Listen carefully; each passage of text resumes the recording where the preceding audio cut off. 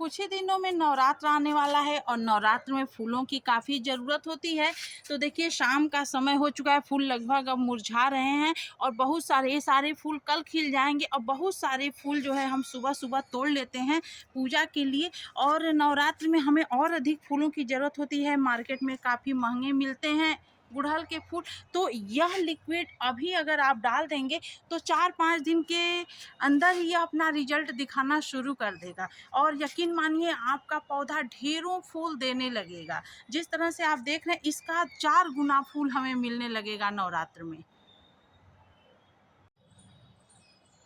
ये जो हमारे हाथ में लिक्विड फर्टिलाइज़र आप देख रहे हैं यह बहुत ही यूजफुल होता है हमारे पौधों के लिए। ख़ास तौर से सालों से मैं हिबिस्कस पर इसका प्रयोग करते हुए आई हूँ और रिजल्ट मुझे इतना अच्छा मिलता है कि आपको खुद दिख रहा होगा। यह पौधा सैकड़ों कली हमेशा बनाए रहता है और फूलों की संख्या भी अनगिनत है, गिनना मुश्किल होता है। हर डे मुझे डलिया डलिया भर फूल मिलता है। कोई ऐसा दिन नहीं रहता है जिस दिन अच्छा खासा फ्लावरिंग ना पौधा करे और पौधे की ग्रोथ भी आपको दिख रही होगी। मैं जो है दूर से इस पौधे को आपको दिखा दे रही हूँ कितने अच्छे ग्रोथ हैं इसके। और देखिए एक रिजेक्ट टब में लगा हुआ है, बहुत बड़ा बर्तन भी नहीं है और पौधा बहुत पुशी और खूबसूरत भी दिख रहा है। तो इसके इतने सारे फ़ायदे हैं कि मैं आपको पहले इसके फ़ायदे गिना दे रही हूँ। इससे अगर आपके पौधे में कली नहीं बनती है, आप गमले में पौधा लगाए हैं जिस तरह से हमारा है, ज़मीन में पौधा रहता है तो अपने आप फ्लावरिंग करता है, उसको थोड़ा बहुत कभी कभार दे देना पड़ता है। लेकिन यदि हम गमले में पौधे लगाए रहते हैं तो उसमें लिमिट मिट्टी रहती है और उस मिट्टी में हमें बीच बीच में हमेशा खाद और फर्टिलाइज़र देना पड़ता है। यदि हम नहीं दे पाएंगे तो पौधे की ग्रोथ रुक सी जाती है, फ्लावरिंग एक बार के बाद बंद हो जाती है।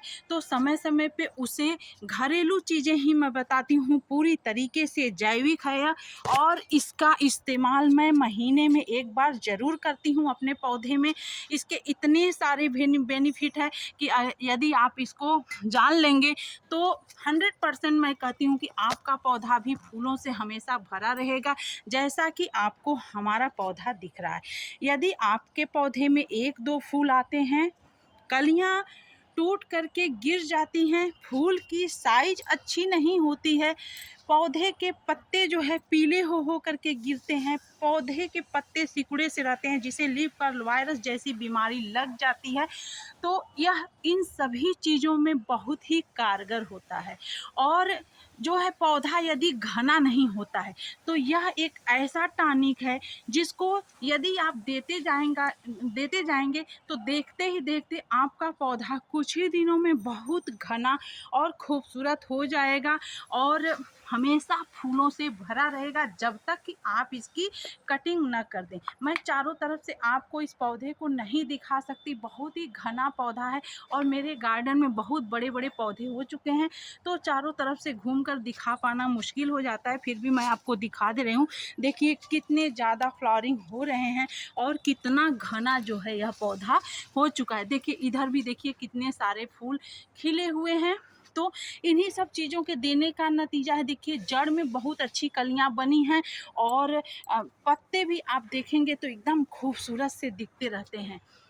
तो फिर चलिए हम आपको दिखा लेते हैं कि वह कौन सा टॉनिक है, कितनी मात्रा रखनी है। तो इसके हम इतने सारे फ़ायदे दिखा दिए आपको, आप ज़रूर डालिए, आपको बहुत अच्छे रिजल्ट मिलेंगे। यह मिट्टी को एसिडिक बनाता है, साथ ही साथ मिट्टी में वो सारे मिनरल्स प्रदान करता है जो कि पौधे को ज़रूरत होती है, जैसे फास्फोरस। इससे मिट्टी भी एसिडिक बनी रहती है और कई सारे फ़ायदे हैं। नाइट्रोजन भी इससे अच्छा खासा मिलता है, पोटेशियम भी मिलता है। तो यह एक चीज़ आप ज़रूर डालिए, एक चीज़ डालते रहेंगे तो बाकी चीज़ों की हो सकता है आपको ज़रूरत न पड़े। और यदि आप बीच बीच में और चीज़ों को देते जाएंगे जो कि मैं देती हूँ तब तो आपको बहुत ही अच्छा रिजल्ट मिलेगा। आपको लगेगा ही नहीं कि हमारा पौधा छत पे लगा हुआ है, किसी गमले में लगा हुआ है। तो इस घरेलू फर्टिलाइज़र को बनाने के लिए हमको चाहिए 1 से 1.5 लीटर पानी। उसके बाद यह देखिए, यह सफ़ेद चीज़ क्या है? यह है बेकिंग सोडा नॉर्मल जो चम्मच होता है उसका 1/4 चम्मच मान लीजिए, और इसको इसी पानी में हम घोल देंगे। इसको डालना इतना कंपल्सरी होता है, ख़ास तौर से इस सीज़न में, जिस ताकि पौधों में किसी भी प्रकार का कोई बीमारी न लगे, जो हमारे पौधे इतने स्वस्थ रहते हैं, बिल्कुल हरे भरे खूबसूरत पत्ते में कभी कोई बीमारी नहीं लगते। तो इसी को मैं समय समय पे डालती रहती हूँ और वीडियो भी आप लोगों से शेयर करती हूँ। तो इसको डाल लेना है अच्छे से। अब इसके बाद यह दूसरी चीज़ हम डालेंगे, यह क्या है, यह देखिए, यह है सरसों की खली। सरसों की खली को मैं 3 दिन से भिगाई हूँ इसी में, और यह देखिए उसके जो है छिलके सहित है। तो इसको कितना लेना है आपको, मैं हर पौधों में समय समय से यूज करती रहती हूँ। तो एक टुकड़ा का माप आपको ले लेना है। एक टुकड़ा जो है मैं दिखा दे रही हूँ कि कितना लेना है। तो इतना जो है, एक कटोरी, छोटी कटोरी है, एक टुकड़ा का माप है, और इसको हम इसी में डाल देंगे इस तरह से। बिल्कुल पतला सा आपको इसका जो है घोल बनाना है।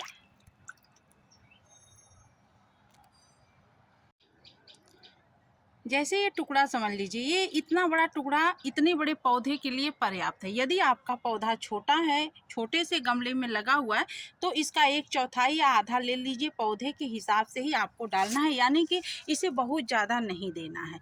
अब इसको हमें जो है अच्छे से मिला लेना है। पौधे में डालना कैसे है, अब ध्यान आपको ये देना है कि यह बिल्कुल पतला होना चाहिए। जरा भी यह जो है, देखिए आप देख सकते हैं, बिल्कुल लिक्विड एकदम पतला सा रहना चाहिए, ताकि पौधे की मिट्टी में फंगस ना लगे। इससे अगर यह गाढ़ा रहेगा तो फंगस भी लग जाएगा। सरसों की खली को आपको अकेले नहीं डालना है, इसको बेकिंग सोडा के साथ या फिर नीम खली के साथ ही आप इसका प्रयोग करें तो ज़्यादा अच्छा रहेगा। ख़ास तौर से मानसून जाते जाते, मानसून में बहुत सारे जो है कीटाणु लग जाते हैं पौधों में, जो कि हमारे पौधे की मिट्टी में फंगस पैदा करते हैं, और पौधे की जो है ग्रोथ रुक जाती है, उसमें बीमारियां लग जाती हैं। देखिए, आपको जड़ स्पष्ट हो सकता है न दिख रहा हो, क्योंकि पौधे की रूट्स जो है बहुत ऊपर आ चुके हैं। अब हम इसका जो है फरवरी में मिट्टी बदलेंगे, हमेशा नहीं, 6 महीने साल में एक बार ही हम इसकी मिट्टी बदलते हैं। रिपोर्टिंग आज तक नहीं किए हैं, तो इसकी हल्की सी हमें गुड़ाई करनी है। जब पौधा फ्लावरिंग स्टेज पर रहे तो आपको बहुत ज़्यादा गुड़ाई नहीं करना है, उसके रूट्स को नहीं काटने देना है। वैसे इस पौधे, अभी हमारे यहाँ हल्की फुल्की बारिश हो रही थी, तो इसमें मॉइस्चर है, तो ज़्यादा इसकी नहीं करनी है, हल्की सी गुड़ाई कर देनी है इस तरीके से। अब हमको इस लिक्विड को इस तरह से डाल देना है।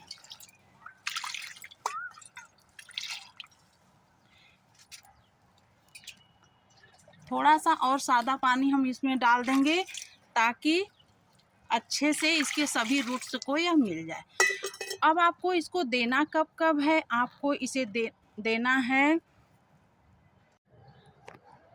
महीने में एक बार।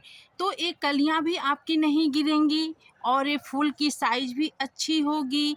पौधे में के पत्तों में किसी भी प्रकार की कोई बीमारी नहीं लगेगी। यदि मान लीजिए आपके पौधों में लीफ कर्ल वायरस जैसी बीमारी, पत्ते मुड़ने वाली बीमारी है, तो सिर्फ बेकिंग सोडा और नीम ऑयल डाल करके, या नीम ऑयल न भी डालें तो बेकिंग सोडा 1 चम्मच 1 लीटर पानी में डाल करके इसी समय पे आप छिड़काव भी कर सकते हैं। सरसों की खली आपको नहीं डालना है, सिर्फ बेकिंग सोडा से ही आप समय समय पे छिड़काव यदि करते जाएंगे तो हर प्रकार के बीमारी से आपका पौधा बचा रहेगा।